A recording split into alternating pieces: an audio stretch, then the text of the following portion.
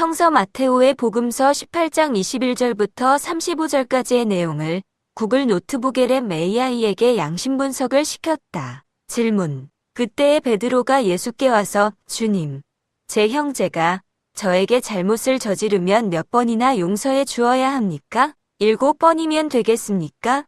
하고 묻자 예수께서는 이렇게 대답하셨다. 7번뿐 아니라 7번씩 70번이라도 용서하여라.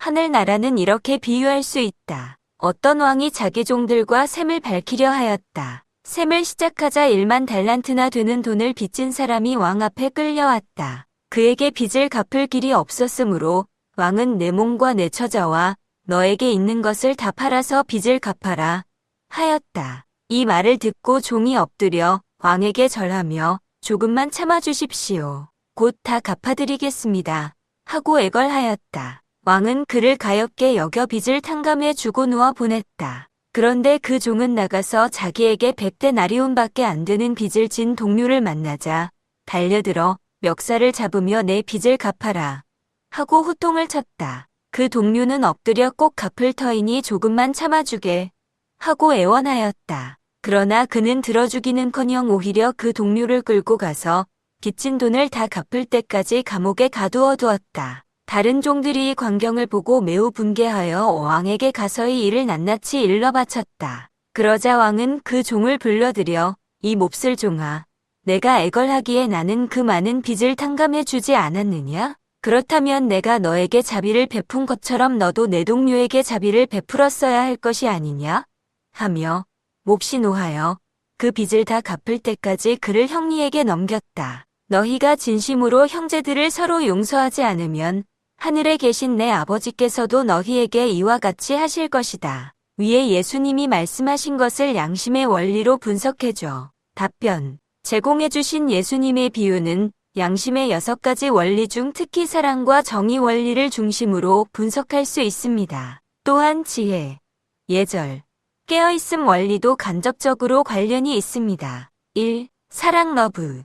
이 비유에서 가장 핵심적으로 드러나는 양심의 원리는 사랑입니다. 무한한 용서와 공감. 베드로의 질문에 예수님께서는 7번뿐 아니라 7번씩 70번이라도 용서하여라라고 답하셨는데 이는 양심의 사랑 원리 중 내가 대접받고 싶은 대로 남에게 해 주어야 한다는 가르침과 상통합니다. 무한한 용서는 상대방의 입장을 이해하고 배려하는 공감 능력을 강조합니다. 측은지심의 부재.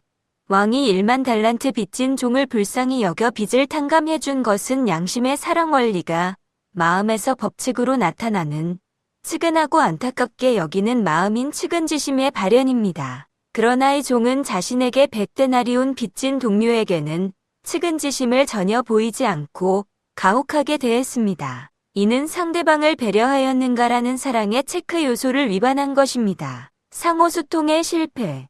사랑은 서로 소통이 가능한 상태를 만드는 것인데 빚 탕감받은 종은 왕의 자비와는 달리 동료와의 소통에 실패했습니다. 예수님의 너희가 진심으로 형제들을 서로 용서하지 않으면 하늘에 계신 내 아버지께서도 너희에게 이와 같이 하실 것이다라는 말씀은 다른 사람들의 허물을 용서하면 하늘의 너희 아버지께서도 너희를 용서하실 것이다라는 가르침과 연결되어 사랑과 용서가 상호적인 관계를 유지하는 데 필수적임을 보여줍니다. 2. 정의 저스티스. 사랑의 원리를 지키기 위한 최소한의 기준으로 정의 원리가 작용합니다. 내가 당하기 싫은 것을 남에게 가하지 말라. 빚 탕감받은 종은 왕으로부터 막대한 자비를 받았음에도 불구하고 자신에게 적은 빚을 진 동료에게는 자비는커녕 빚을 갚을 때까지 감옥에 가두었습니다. 이는 내가 당하기 싫은 것을 남에게 가하지 말아야 한다는 정의의 원리를 정면으로 위반한 것입니다. 준 것과 받은 것이 같은가?